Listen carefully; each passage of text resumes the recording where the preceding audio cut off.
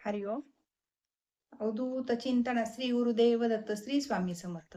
आज आपण स्वामींचा एक आलेला अनुभव अंगावर काटा आणणार आहे तो बघणार आहोत की स्वामी आई आपली किती संकटात असली तरी त्यातून आपली सुटका करतात. स्वामीचं ब्रीद वाक्यच आहे की भिवू नकोस, मी तुझ्या पाठीशी आहे. अगदी असाच अनुभव आहे.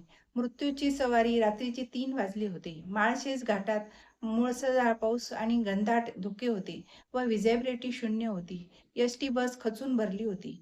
50-55 प्रवासी झोपेत होते. कंडक्टर रमेश ड्रायव्हरच्या केबिनमध्ये बसून बाहेरच्या अंधारात बघत होता व मनातल्या मनात श्री स्वामी समर्थ, श्री स्वामी समर्थ असा जप करत होता.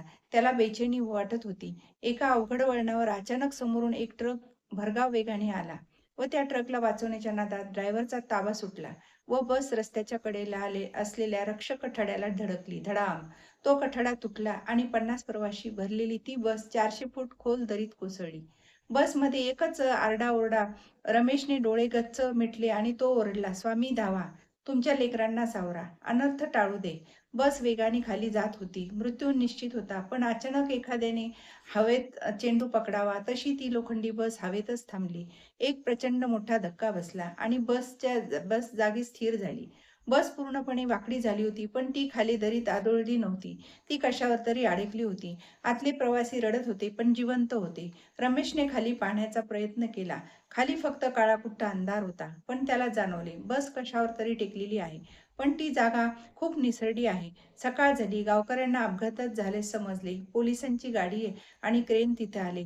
जेव्हा त्यांनी वरून खाली दरीत पाहिले, तेव्हा त्यांच्या अंगावर काटा आला आणि बस रस्त्यापासून 500 फुटाच्या ऐवजी 200 फूट खाली होती आणि अजून 200 फूट खोल दरी बाकी होती. पोलिसांनी दोर लावून एका प्रवाशांना बाहेर काढायला सुरुवात केली. जवळपास 3 तास लागले. शेवटचा प्रवासी कंडक्टर रमेश बाहेर आला. सगळे प्रवासी सुखरूप होते.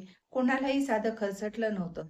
पण जेव्हा रिकामी बस क्रेनने वर खेचायची वेळ आली, तेव्हा क्रेन ऑपरेटर, पोलीस, खाकी उतरले आणि त्यांनी पाहिले की होतं की नेमकी बस कशावर अडकली होती. एक मोठा झाड होतं का? मोठा खडक होता का? जेव्हा ते त्या जागेवर पोहोचले, तेव्हा त्यांच्या पायाखालची जमीन सरकली.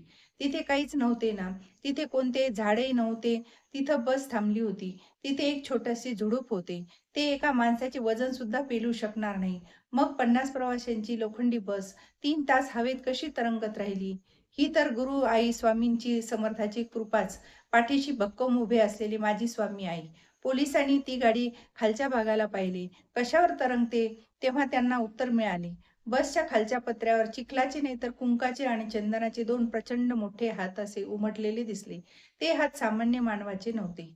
ते हात इतके मोठे होते की एका हाताच्या पंजात अर्धी बस मावत होती.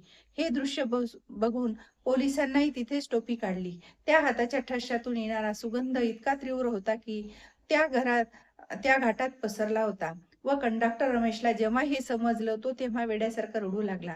माझ्या स्वामींनी झेललं आम्हाला. त्यांनी स्वतःचे हात लावले खाली. फक्त एक सत्य होतं, भक्तीची हाक आणि स्वामींची धाव. ज्या बसचे तुकडे व्हायला हवे होते, ती बस स्वामींच्या हातावर एखाद्या फुलासारखी सुरक्षित होती. तुम्ही किती खोल दरीत कोसळलात तरी चालेल. जर तुमची श्रद्धा स्वामीवर असेल, तर तुम्हाला झेलण्यासाठी तो हात नेहमीच तयार असतोच. अशीच माझी कृपाळू स्वामी आई श्री स्वामी समर्थ. माझा जर हा अनुभव तुम्हाला आवडला असल्यास लाईक, शेअर आणि सबस्क्राईब करायला विसरू नका.